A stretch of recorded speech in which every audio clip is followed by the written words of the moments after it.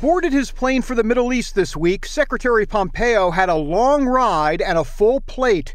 We were on board to hear his extensive agenda. One item looms very large. Some might call it impossible, but it's a mission he chose to accept. Find a way to halt Iran's growing power in this volatile region. As CBN News has been reporting for years, Israel is Iran's main target. And that conversation was a major part of the discussion between Secretary Pompeo and Israeli Prime Minister Benjamin Netanyahu. The United States and Israel are working in close coordination to roll back Iranian aggression in the region and around the world. Secretary and I just spent the first part of our meetings discussing exactly how to do that. And I think there are ways that will intensify the pressure even more. Pompeo's visit comes just a few weeks before Israel's big election. The visit is seen by some as a way for the Trump administration to boost Netanyahu's prospects.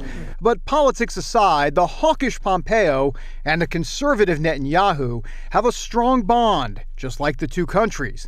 The secretary got a first-hand look at the new American embassy in Jerusalem, a move by President Trump that has garnered wide support here.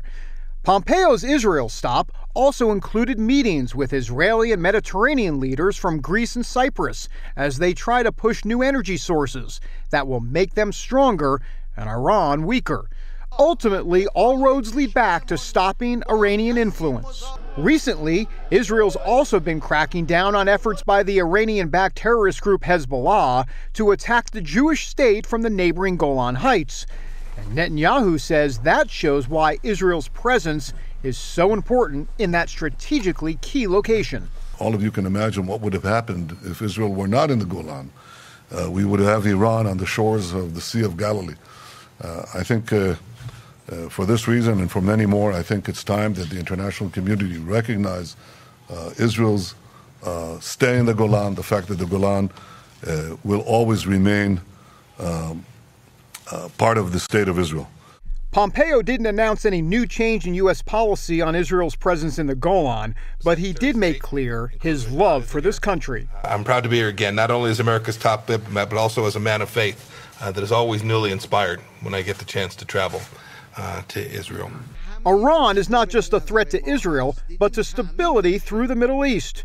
After Israel, Pompeo heads to Lebanon, where he'll make clear that Hezbollah's influence inside Lebanese politics is a major risk to peace in the area. He also made a visit to friendlier territory. The Secretary of State began his trip to the Middle East here in Kuwait, getting the royal treatment for sure. Kuwait's a small country, roughly the size of New Jersey, but a very important one. It represents a bloc of nations of Sunni Muslim countries hoping to stay together, stick together, to prevent Iran from gaining a stronghold of influence here in the region. Kuwait is unique because it has relationships with both the U.S. and Iran. Pompeo needs Kuwait's help to make sure the economic sanctions against Iran are holding up and not being evaded.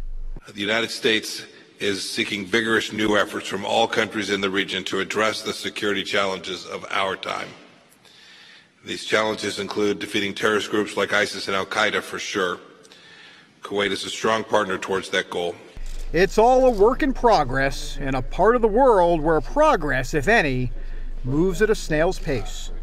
David Brody, CBN News, traveling with the Secretary of State in Jerusalem.